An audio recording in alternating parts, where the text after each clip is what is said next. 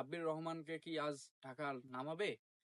শাকিব খান যাদেরকে দায়িত্ব দিয়েছেন তাদের সাব্বির রহমানের অতীতগুলো একটু দেখা উচিত। কেননা আবুধাবি টি-10 লিগে সাব্বির রহমান যে 2টি হোক 3টি হোক ম্যাচ খেলেছে, অনেক ভালো পারফর্ম করেছে।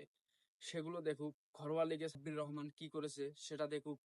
সবগুলো দেখেই বিবেচনা করেই সাব্বির রহমানকে নামা উচিত। কেননা ঢাকার অনেক ফ্যান আছে সাব্বির রহমানের জন্যই ঢাকাকে সাপোর্ট করে। এই বিষয়গুলো দেখা উচিত। সাপোর্টের কথা বলতে গেলেই খেলার দিক থেকেও সাব্বির রহমান আমার মনে হয় অনেক ভালো পারফর্ম করবে যদি তাকে সুযোগ দেওয়া হয়। যদিও তাকে গত কয়েক বছর ধরে জাতীয় টিমে দেখা যাচ্ছে না, ভালো কোনো লিগে দেখা যাচ্ছে না। এবং গত যে বিপিএল খেলাটা হয়েছে সেখানেও আমরা তাকে দেখি। আগের বছরও সে চান্স পায়নি, এবার চান্স পেয়েছে তো তাকে মাঠে নামানো হচ্ছে না। এটা আসলে কার ব্যর্থতা? সাব্বির রহমানের? অবশ্যই না, তাকে সুযোগ দেওয়া উচিত। তিনি ভালো খেলেন, প্রমাণ করে দেবে। তিনি হার্ড হিটার ব্যাটিং আমাদের মাঝে এসে তিনি বারবার প্রমাণ করে দিয়েছিলেন। সাব্বির রহমানের প্রতি এটা অন্যায় করা হবে। কেননা সাব্বির রহমান যেভাবে তাকে জাতীয় টিম থেকে সরে রাখা হয়েছে, এটা আসলে তার জন্য খুবই অসম্মানজনক একটা বিষয়। নাম্বার ওয়ান প্লেয়ার, তিনি আছেন আমাদের মাঝে, তিনি খেলবেন, তাকে সুযোগ দেওয়া উচিত।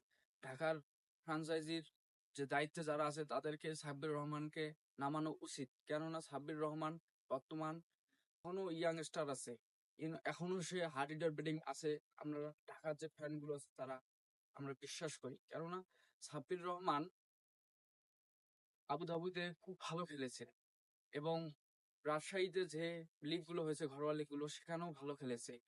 বাংলাদেশের বিপিএল এ যে খুব হার্ড হিটার যে বোলিং আছে তা কিন্তু নয়। দুই একজন হাতে গোনা বোলিং ছাড়া সবাই ওই ঘরোয়া লিগেই খেলে বেড়ায়।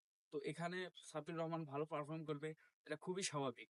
গতকালকে আমাকে একজন মেসেজ করেছিল, মেসেজ বললে ভুল হবে, কমেন্ট করেছিল যে আমি ঢাকা খেলা দেখি শুধু সাব্বির রহমানের জন্য কালকে বিপিএল খেলা দেখতে গিয়েছিলাম, কিন্তু সাব্বির রহমান না থাকা আমি আবার মাঠ থেকে বেরিয়ে গেছি।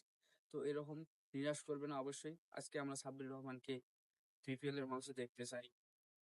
ধন্যবাদ।